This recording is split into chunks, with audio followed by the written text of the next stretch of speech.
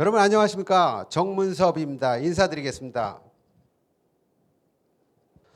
자, 우리가 인생을 살아가다 보면은 제일 중요한 게 만남인 것 같아요. 사람과 사람과의 만남이죠.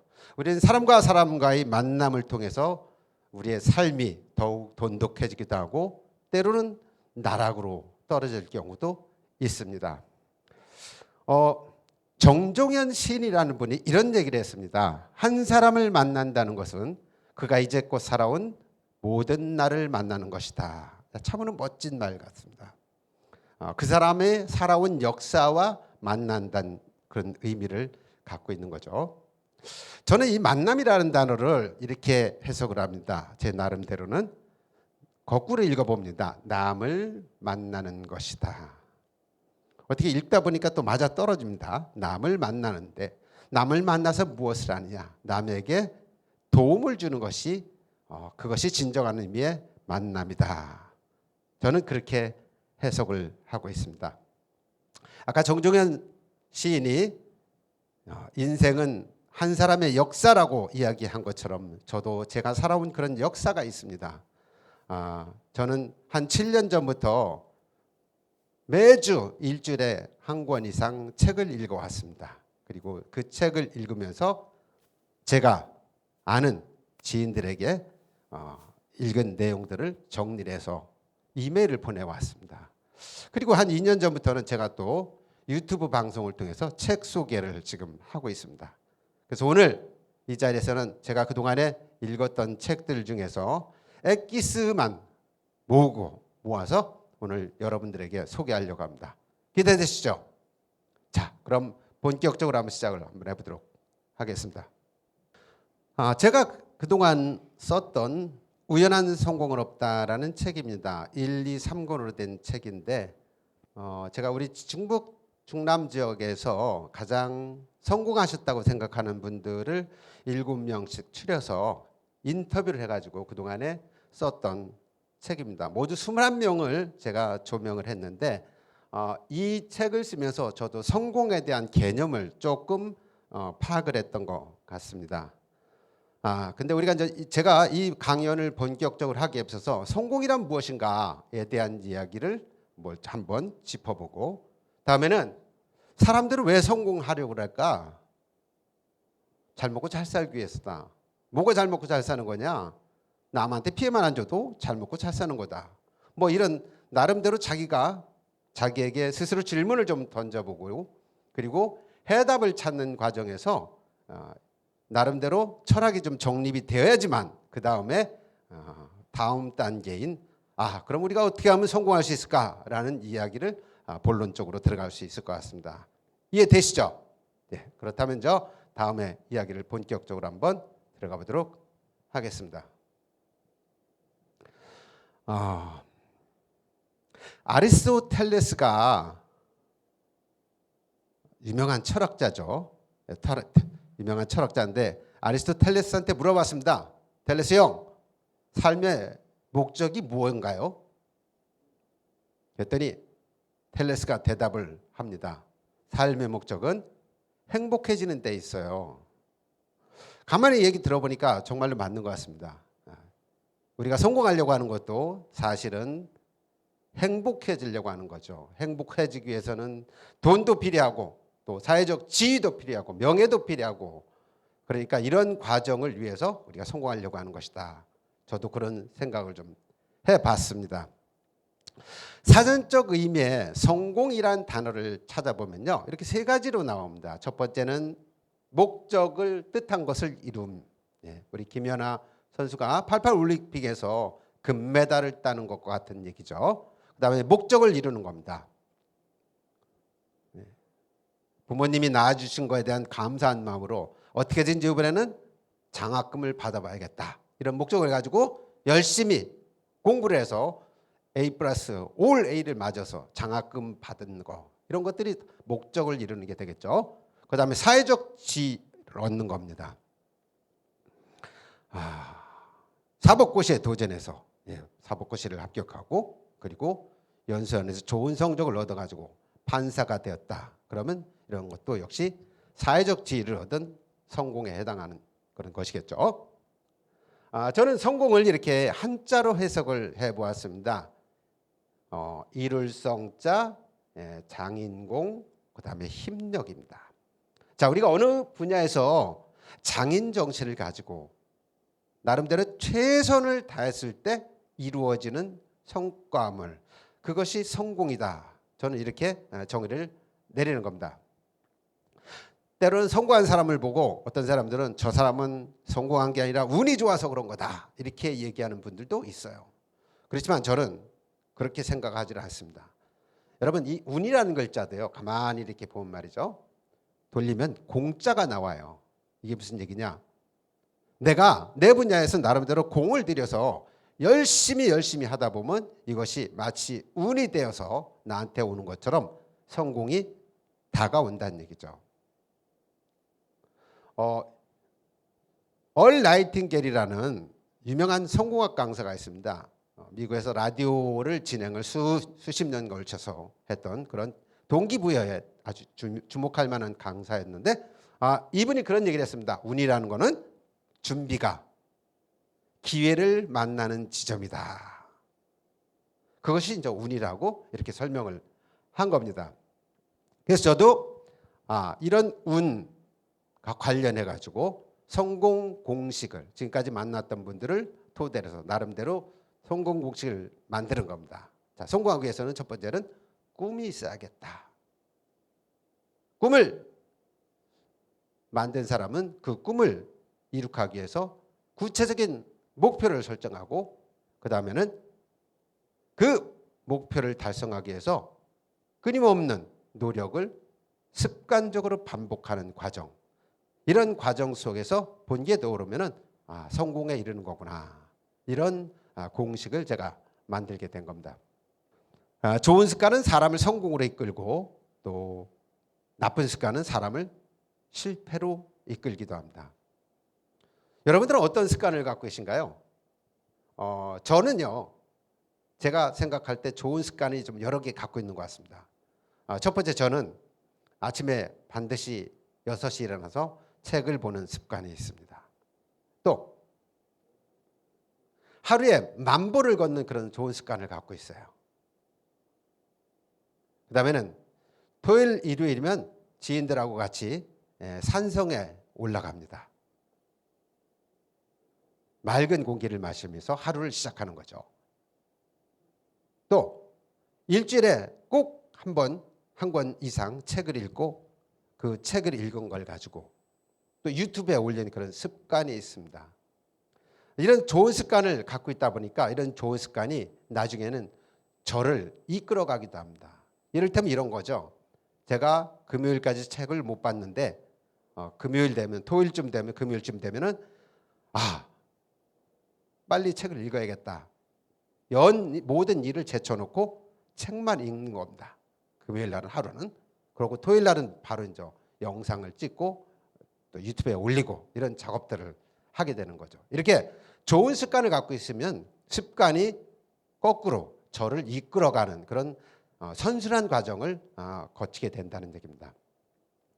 저는 성공이라는 게 위대한 단순을 끊임없이 축적한 결과라고 이렇게 설명을 합니다. 사람들은 그렇게 얘기를 합니다. 성공한 것이 어떻게 위대한 것, 단순한 것이 어떻게 위대한 것이 될 수 있느냐, 이렇게 질문을 하고 그러는데, 저는 그렇게 생각하지 않습니다. 모든 위대함은 단순함을 반복하는 데 있습니다. 우리 김연한 선수가 그런 멋진 연기를 보일 수 있었던 것은 수도 없이 엉덩방아를 찌면서 넘어지고 깨어지고 그런 과정을 거쳤기 때문에 성공할 수 있는 거죠. 자, 성공한 사람들은 어떤 사람들일까?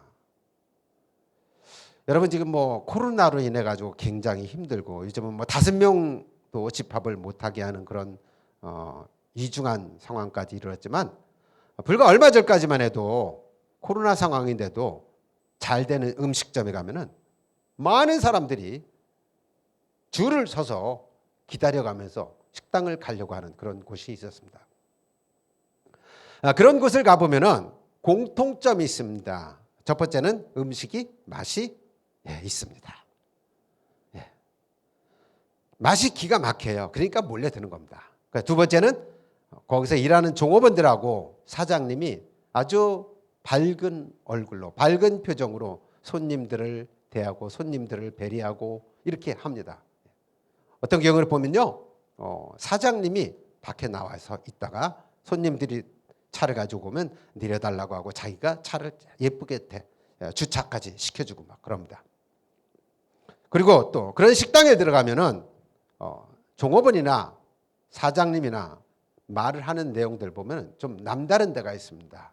일단은 겸손하게 또 온 고객들 이야기를 듣고 또 칭찬도 많이 하고 또 무슨 얘기를 하는지 귀 기울였다가 그분들이 하는 서비스를 이야기를 듣고 서비스를 잘 해주는 거죠.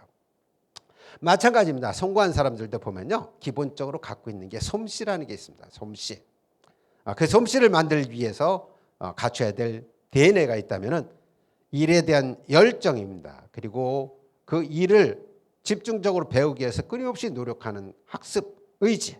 마지막에는 끊임없이 전문가가 되기 위한 도전 정신입니다. 이런 것들이 어떤 나름대로의 어떤 솜씨를 갖추는 DNA라고 하시는 거죠. 그다음에 두 번째는 이제 마음씨입니다. 자, 우리가 솜씨만 있다고 성공할 수 있느냐? 절대 그렇지 않습니다. 모든 성공의 열쇠가 되는 부분은 인간관계에 있습니다. 그래서 인간관계는 누구하고 이루어지냐? 내가 만나는 사람들과의 관계 속에서 이루어집니다. 그래서 제일 중요한 것이 상대를 읽는 겁니다. 또 상대한테 좋은 이미지를 주는 겁니다. 그리고 그런 상대와 같이 윈윈의 관계를 만들어가는 것, 이런 것들이 이제 마음씨 속에서 우리가 찾아볼 수 있는 요소들이 되겠고요. 마지막, 자, 성공한 사람들은 보통 대화를 하면서 대화하는 말투가 다릅니다. 일단 기본적으로는 겸손한 말씨를 씁니다. 그리고 상대방을 늘 칭찬하려고 하고 있고 또 내가 부족한 부분을 채우기 위해서 늘 경청하는 그런 마인드를 갖고 있더라는 거죠. 자, 솜씨를 마무리하는 도전입니다. 도전. 저는 이 도전의 화신으로 돌아가신 정지영 회장님을 꼽고 그분을 살아온 삶을 존경하고 있습니다. 그분이 썼던 이봐 해봤어라는 책도 그렇고 또 이 땅에 태어나서라는 책, 시련이 있어도 실패는 없다, 이런 책들 읽어보다 보면은 그분이 이제 도전 정신을 갖게 된 배경이 나옵니다. 아마도 젊은 시절이었던 것 같은데 인천에서 하역장에서 막노동을 하던 시절의 이야기입니다. 청년 정조는 돈이 없어가지고 이 합숙소에서 같이 잠을 잤답니다. 한 푼이라도 돈을 아끼기 위해서. 그런데 그 시절에 빈대가 엄청 많았어요. 빈대가. 예. 저도 뭐 옛날 생각해 보면 어린 시절에 뭐 이하고 뭐 석칼에 이런 것들이 나와서 누나들이 이거 잡아주고 그랬던 기억도 좀 나기도 하고 그러는데 빈대가 이제 너무 물어뜯고 그러니까 도저히 잠을 잘 수가 없는 겁니다. 약을 뿌려도 안 되고 때려 죽어도 뭐 답이 없고. 그래서 사진에 있는 그림처럼 침상에 올라가 가지고 잤답니다. 근데 하루 정도 지나니까 역시 또 빈대가 달라들더라는 거예요. 그래서 이번에는 정정이 꾀를 내 가지고 그 책상 밑에다가 저렇게 종지를 갖다 놓고 물을 잔뜩 부어놓은 겁니다. 이렇게 하면 저 빈대가 빠져 죽을 거다. 절대로 나를 물지 못할 거다라고 생각을 하고 잠을 잤습니다. 역시 첫날, 둘째 날은 편한 잠을 잤습니다. 그런데 이게 웬일입니까? 다음 날 또 편한 잠을 자려고 누웠는데 난데없이 빈대가 와서 막 계속 물어대는 거예요.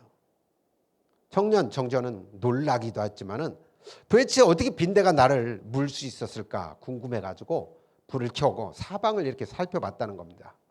그랬더니 이 빈대가 어떻게 됐냐면 벽을 타고 올라와서 천장으로 올라가고 나를 향해서 툭툭툭 떨어지는 모습이 보이더라는 거예요. 그렇구나. 청년 정정은 그때 많은 깨달음을 얻었다고 합니다. 하물며 저런 빈대조차도 자기가 먹고 살기 위해서 저렇게 죽을 힘을 다해서 안간힘을 쓰는구나. 그래서 이때 얻은 영감이 청년 정정에게 도전 정신을 일으켰고, 어떤 사업이 어려울 때마다 빈대를 생각하면서 방법을 찾아냈다는 겁니다. 그래서 여러분들이 다 아시는 서산 간척지, 마지막 물살이 세가지고 메우지 못할 때 유조선을 갖다 놓고 메운 그런 정지형 공법이랄지, 아니면 뭐 한겨울에 묘지 초소를 만들어 잔디를 깔으라고 했더니 보리를 갖다 막 심는다 할지, 영국에서 차관을 돈을 빌리기 위해서 은행 장을 만났을 때 당신 배 만든 경력이 있느냐 그랬더니 갑자기 동전 500원짜리를 꺼내놓고 이걸 봐라, 우리는 수백 년 전부터 이렇게 배를 만들어 왔다 라면서 그런 기막힌 아이디어를 내는 것들이 다 여기서 비롯된 거라고 본인이 그렇게 수레를 하고 있습니다. 여러분, 도전한다고 모든 게 다 이루어지지는 않습니다. 그렇지만은 도전하지 않으면은 아무것도 이룰 수 없다는 것이 중요한 거죠. 그래서 성공한 사람들은 도전을 하는 겁니다. 자, 두 번째는 이제 우리가 나름대로 솜씨를 갖춘 상태에서 중요한 부분이 이제 마음씨입니다. 상대방을 만나서 영업을 어떻게 할 것이냐라는 부분에 대한 전략을 이제 모색을 하는 거죠. 그 첫 번째가 내가 다른 사람한테 좋은 이미지를 보이는 것, 바로 미소를 장착시키는 것이 되겠습니다. 우리나라 사람들은 여러분들 다 알다시피 빨리빨리 문화에 익숙했죠. 모든 게 다 빠릅니다. 예, 엄청 빨라요. 자판기에다 500원짜리 동전을 놓고 컵이 떨어지는 소리를 듣자마자 바로 손을 넣었다가 아 뜨거워 하는 사람들이 대한민국 사람들입니다. 그만큼 성질이 급해요. 근데 누군가를 알아보고 이럴 때도 마찬가지로 상대방을 파악을 해야 되는 거죠. 그때 제일 중요한 게 뭡니까? 얼굴을 보는 겁니다. 얼굴 보고 미소를 보고 판단하는 겁니다. 우리나라 사람들은 다 점쟁이에요. 전부 지역에 대갑니다. 얼굴만 보면 판단이 됩니다. 미국 사람들이 얼굴 보고 한 15초 만에 상대방을 평가한다면 일본인들은 6초, 대한민국은 3초면 된다는 겁니다. 다 주역의 대가들입니다. 네. 근데 이 얼굴이라는 말을 가만히 우리가 분석을 해보면 얼과 굴의 합성어로 되어 있습니다. 얼이라는 건 뭐예요? 연식이 되신 분들은 저처럼 국민교육헌장을 외우는 분들이 있을 겁니다. 우리는 민족 중에 역사적 탐욕을 띠고 이 땅에 태어났다. 조상의 빛난 얼을 오늘에 되살려 할 때 얼입니다. 얼. 정신, 영혼이라는 거예요. 영혼. 네. 우리는 알게 모르게 얼이라는 단어를 참 많이 씁니다. 얼이 간간이 박힌 사람을 얼간이라고 그러죠. 얼간이. 네. 또 갑자기 뭐 상황이 바뀌고 뭐 이럴 때 얼떨떨하다고 합니다. 또 맵고 이런 음식을 먹었을 때는 뭐라 그래요? 얼큰하다 그러죠. 얼큰하다. 또 정신 나간 사람은 얼빠진 놈이라고 합니다. 얼빠진 놈. 또 얼이 제대로 잘 익지 않은 사람을 어리석다고 합니다. 어리석다. 시간별로 또 얼을 구분도 합니다. 어린이는 뭐예요? 얼이 여린 사람을 어린이라고 합니다. 또 어른은요. 어른은 얼이 잘 익은 사람을 어른, 또 얼이 아주 신처럼 익은 사람을 또 어르신이라고 합니다. 어르신. 그래서 만약 여러분들이 나이가 들어서 어르신 이런 이야기를 듣는다면 내가 정말로 품격 있게 늙었구나 이렇게 생각하시면 되고, 노인네 주책이네 이런 소리 듣는다면 여러분들은 정말로 품격 없이 살아온 겁니다. 그래서 여러분들이 얼을 잘 기억을 하셔야 됩니다. 그다음에 굴이라는 건 말 그대로 굴입니다. 보는 굴, 통로. 예, 그래서 어릴굴이라는 거는 내 마음의 영혼, 정신 상태를 보여주는 통로라는 의미가 담겨 있습니다. 그래서 이 통로가 어쨌든 간에 미소 띤 얼굴로 화사한 모습을 보여야지만 성공에 다가갈 수 있는 거죠. 성공한 사람들을 보면 저렇게 다 미소 띤 얼굴이 환합니다. 예, 입가에 미소를 띠고 양 입꼬리가 올라가는 모습이죠. 예, 이런 모습하고는 완전히 대조적이라고 할 수가 있겠죠. 표정이 바뀌면 얼굴이 바뀌고, 얼굴이 바뀌면 인생이 바뀐다고 합니다. 표정이 바뀌면 얼굴이 바뀌고, 얼굴이 바뀌면 인생이 바뀐다. 정말로 인생이 바뀌려면 여러분 미소부터 장착시켜야 됩니다. 자, 그다음에 이제 성공하는 사람은 말씨가 다르더라. 말씨가 겸손한 말씨를 많이 씁니다. 겸손한 말씨. 이 겸손이라는 거는 뭐 굉장히 쉬운 말이죠. 우리가 금방 이해할 수 있는 자기를 낮추고 남을 높이는 것. 그것이 겸손이죠. 그래서 겸손한 사람들은 보통 보면요, 빈수레가 요란한 그런 형태가 아니고, 깊은 물은 소리도 나지 않는다고 하지 않습니까? 고수들은 함부로 나서지 않습니다. 겸손하기 때문입니다. 겸손하기 때문에. 배도 물이 받쳐져야 된다고 하고, 이런 얘기가 다 겸손과 관련된 그런 얘기들이죠. 전라도 광주에서 있었던 실제 이야기입니다. 말이라고는 뭐 청산유수로 자라는 어떤 할머니가 계셨습니다. 근데 그 할머니 집으로 명문대학에 똑소리 나는 머리가 좋다는 며느리가 시집을 왔어요. 이런 상황에서 이제 시어머니가 이런 생각을 한 겁니다. 저 며느리를 내가 초장에 잘 잡아야겠다. 안 그러면은 겨먹을 소지가 있다. 뭐 이런 생각을 했던 것 같습니다. 그래서 들어오자마자부터 시집살이를 시켰습니다. 핀잔도 주고 모욕도 주고 막 이렇게 합니다. 근데 이 며느리가 꿈쩍도 않는 거예요. 자, 이런 식입니다. 예를 들면, 너 친정에서 그런 것도 안 배웠어? 이렇게 막 뭐라고 하면은, 저는 시집 와서 어머니한테 배우는 게 너무 많아요. 모르는 게 많으니까 나무라시고 깨우쳐 주세요. 이렇게 겸손하게 나오는 거예요. 또 어떤 때는 너는 대학 나왔다면서 그런 것도 모르냐? 이렇게 핀잔을 주면, 어머니 요즘 대학 나와봤자 옛날 수학교 나온 것만도 못해요. 경험이 더 중요하잖아요. 뭐 이런 식으로 자기를 늘 낮추는 겁니다. 시어머니가 화를 낼 때마다 저런 식으로 맞받아치지 않고 자기를 내리고 계속 시어머니 밑으로 기어가고 그러니까 시어머니가 할 말이 없어지는 거예요. 결국 나중에는 어쩔 수 없이 내가 졌다. 국간 열쇠 받아라 라면서 모든 것을 다 맡기더라는 겁니다. 겸손이 이만큼 중요하다는 얘기죠. 여러분, 이 재능이 칼이라면요, 이 재능을 담는 칼집은 겸손이 되는 겁니다. 우리는 이 칼을 겸손 속에 넣고 늘 다니다가 꼭 필요할 때만 써야 되는 거예요. 무림의 절대로 함부로 칼을 휘두르지 않습니다. 여러분, 계곡물보다 강물이 더 웅장하고 더 멋있고 또 강물보다 바닷물이 더 웅장한 이유를 아십니까? 그건 자세를 낮췄기 때문입니다.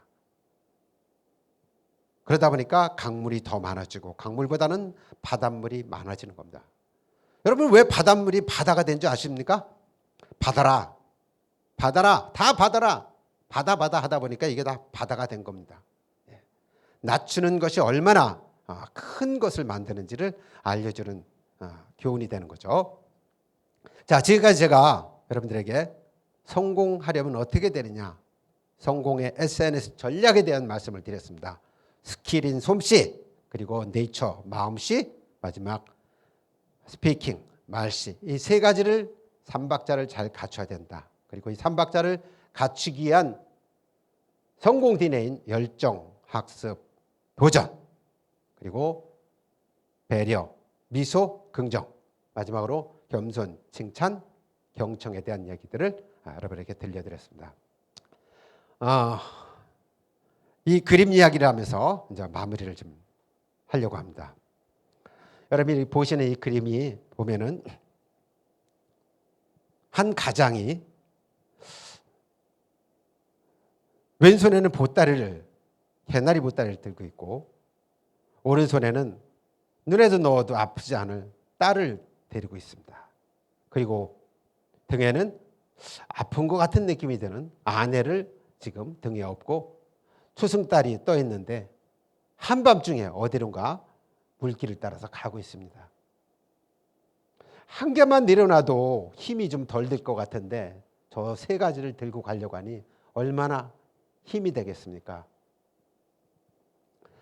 제가 얼마 전에 유튜브에서 방송을 하면서 건배사를 하나 소개한 게 있었는데 천지인 정비공이라는 거였습니다. 정비공 천지인. 무슨 얘기냐면요. 인생에는 정답도 없고 비밀도 없고 공짜도 없다. 이게 정비공입니다. 인생에 없는 세 가지죠. 근데 인생에 있는 세 가지가 있습니다. 바로 천지인입니다. 여전히 밤하늘에는 수도 없이 별들이 반짝이고 그 땅에는 꽃들이 또 피어나고 있고 또 우리 마음속에는 또 저와 함께 하려고 하는 많은 분들이 계십니다. 저는 여러분과 이 시청자 여러분과 함께하기 때문에 행복합니다. 마찬가지입니다. 우리가 이 힘든 코로나 시절에 가다 보면 가족이 때로는 저렇게 짐도 될 수 있지만 어느 순간에는 우리에게 또 힘이 될 수 있는 게 저는 가족이라고 생각합니다. 여러분 여러 가지로 어려운 시절이겠지만은 여러분을 위해 여러분만을 믿고 살아가는 우리 가족들 또 회사의 직원들 그리고 조직의 구성원들을 생각하시면서 오늘도 파이팅 하시는 그런 나날이 되길 바라면서 저는 여기서 마무리하겠습니다. 감사합니다.